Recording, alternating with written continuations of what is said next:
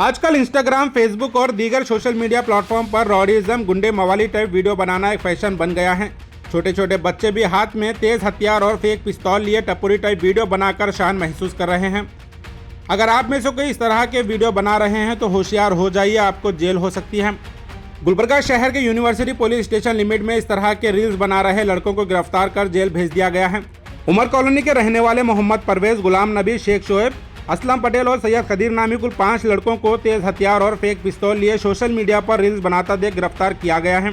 ये लड़के तो अभी बड़ी उम्र के लग रहे हैं, पर 10-12 साल के लड़के भी इंस्टाग्राम पर रॉडी टाइप वीडियो बना रहे हैं।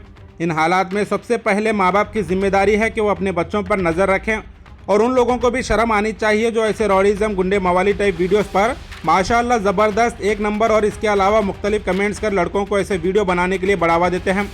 अगर कोई आपकी नज़र में ऐसे वीडियो बना रहे हैं तो उन्हें रोकें, वरना इसी तरह अगर पुलिस केस दर्ज कर इन्हें जेल भेजेगी तो उन बच्चों की ज़िंदगी ख़राब हो सकती है।